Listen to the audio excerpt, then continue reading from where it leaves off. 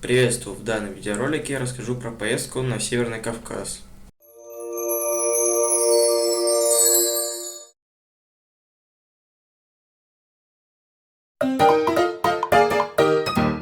День первый. Прилетели на Боинге 737-800 авиакомпании «Победа» в новый внутренний терминал аэропорта Минеральных вод, который открылся 14 мая 2025 года. Старый терминал остался международным, обычно рейсы в Турцию. Дальше трансфер до гостиницы «Машук», город Пятигорск.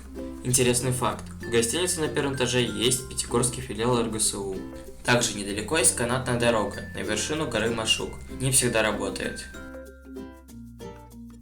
Лермонтовские места.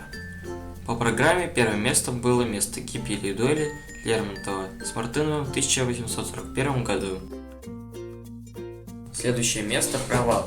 Природный колодец с минеральной сероводородной водой располагается на южном склоне горы Машук. По пути к провалу можно спуститься к сероводородным ваннам. Иногда вода вырывается из-под почвы. Позже дошли до парка Цветника через длинную лестницу, где по пути были различные статуи.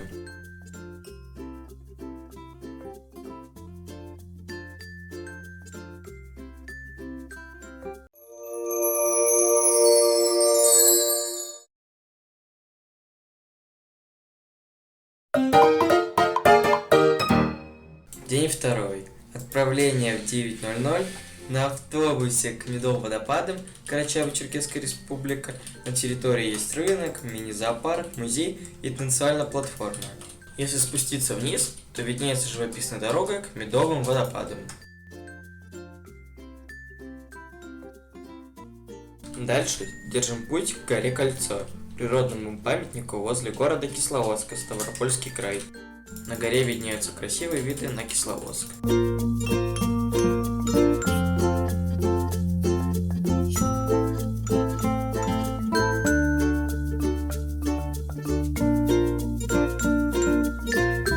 Следующее место – курортный парк Кисловодска, один из крупнейших рукотворных парков в Европе, который сочетает в себе лесные тропы, альпийские луга, живописные водопады и каскады. Здесь есть и теннисные аллеи, и открытые солнечные поляны, а виды на Кавказские горы просто завораживают. Через курортный парк можно дойти до главной нарзанной галереи, где можно попробовать различную минеральную воду.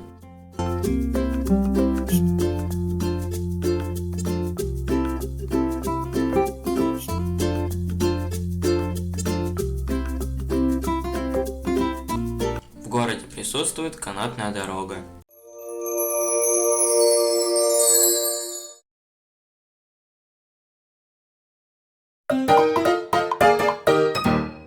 Направление 8:30 к поляне Нарзанов через Баксанское ущелье. На поляне Нарзанов можно попить минеральную воду. Интересный факт. На поляне Нарзанов выходит на поверхность около 20 минеральных источников лечебно-столовой воды. Они богаты полезными микроэлементами – железом, кальцием, магнием, натрием и калием. Дальше отправляемся на поляну Азау, 2300 метров над уровнем моря. На поляне находится станция горной канатной дороги до вершины самой высокой горы Европы – Эльбрус. Интересные факты. Эльбрус – стратовулкан. У Эльбруса две вершины. Западная 5642 метра и восточная 5621 метр над уровнем моря, разделенные протяженной пологой седловиной. Расстояние между вершинами 1500 метров. Со склонов Эльбруса стекают 23 ледника, общая площадь которых 134 квадратных километра. Наибольшие из них – Большой и Малый Азау, Терскол, Кюртлю и Ирик. На территории Эльбруса стекают маленькие водопады. По пути к вершине меняются времена года. В низине Эльбруса лето, примерно на 3000 метров осень, а на вершине зима, даже летом.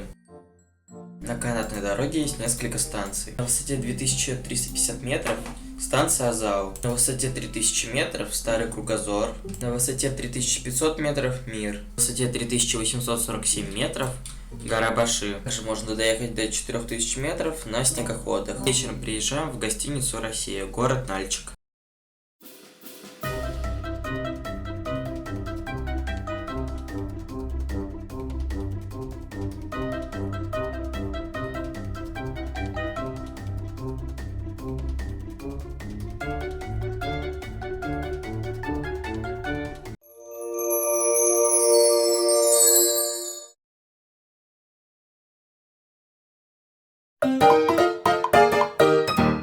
День 4. Отправление 8:30 к Нижнему Голубому озеру. Церкёль. Интересные факты про озеро. Озеро расположено на высоте около 809 метров над уровнем моря. Глубина, по данным 2022 года, достигает около 292 метров.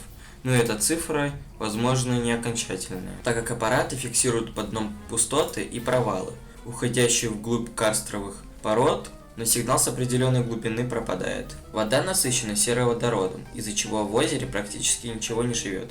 Ни рыб, ни водорослей. Только отдельные виды устойчивых бактерий и микроскопические рачки гомаруса могут там жить. Температура воды стабильная плюс 9 градусов в любое время года. Скорость наполнения озера после сильного водоспада или таяния снега крайне низкая. Вода словно уходит вглубь, не задерживаясь. Исследования. Ученые обнаружили в глубоководной части озера 3 ранее неизвестных пещер. Уточнили объем воды, ежедневно выходящий из водоема.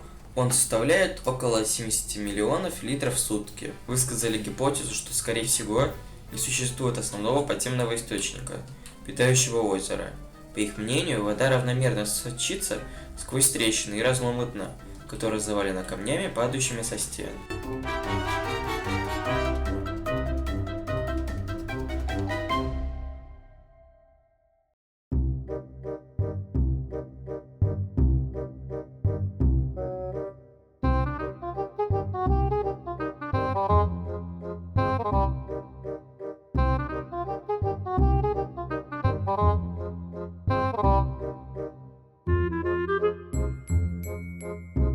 Дальше отправляемся к аулу Верхняя Балкария через живописное Черехское ущелье. Интересные факты про ущелье. Ущелье узкое, в некоторых местах сужается до 15 и 20 метров.